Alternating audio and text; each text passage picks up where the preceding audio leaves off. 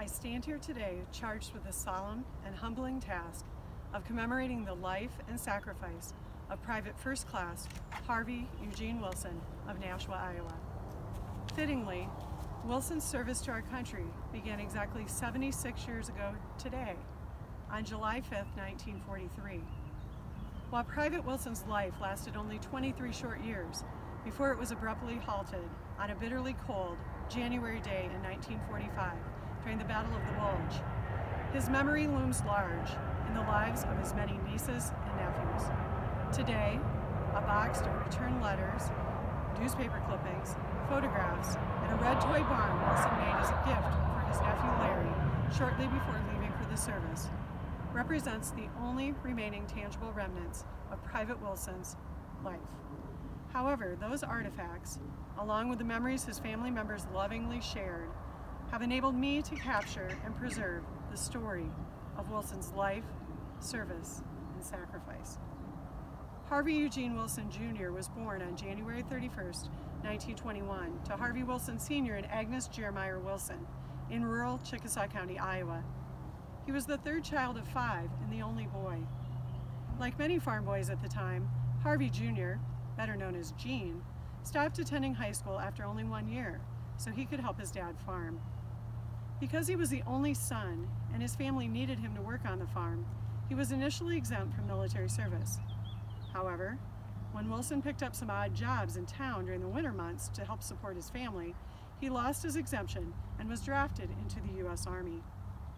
After his induction at Camp Dodge in Des Moines, Iowa, on July 5, 1943, Wilson received rifleman training at Camp Callan in California and was assigned to the 347th Infantry Regiment, Company A, at Fort Jackson, South Carolina, as part of the weapons platoon, using light machine guns and mortars. After the D-Day invasion on June 6, 1944, the regiment learned they'd be seeing combat in the upcoming months. In October 1944, they were sent to Scotland on the Queen Elizabeth, shuttled to England, and only 1 month later found themselves sailing across the English Channel, where they joined forces with General Patton's Third Army at Le Havre, France. Company A saw its first action at Metz, France, and later, in early December 1944, moved to a position in the Saar Valley, a few miles from the German border, where they relieved elements of the 26th Infantry Division until Christmas 1944. Because the troops were inexperienced and the Germans knew the area well, the 346th Infantry Regiment lost many men before they even had the opportunity to fire their weapons.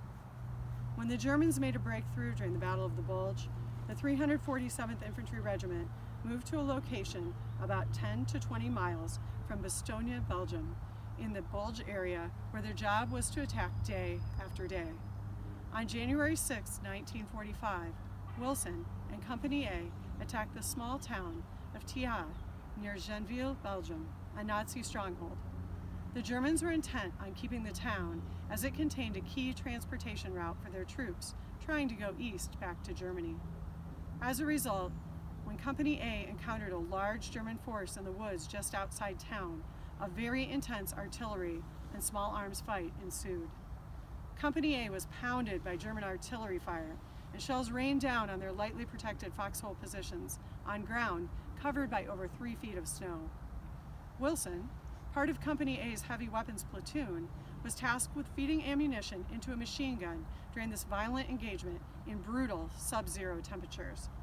According to a letter written to Wilson's parents by Rex Demo, his best friend in Company A, it was here that Wilson was struck by enemy tank fire and instantly killed. However, Demo continued, it was largely due to their son Gene's selfless courage that Company A persevered and achieved its objective. After his death, Wilson was initially buried in a temporary grave near the town of Grand Failly, France, and, in 1947, permanently interred here at Luxembourg American Cemetery.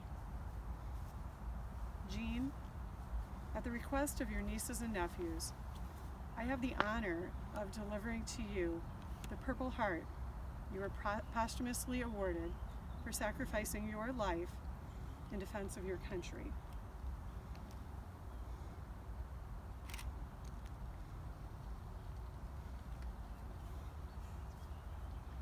While your time on earth only lasted 23 short years, your service and sacrifice have had a lasting impact. We will continue to mourn your loss. However, we are forever grateful for your willingness to place your country before yourself, making the ultimate sacrifice to ensure victory and the promise of liberty and justice for all.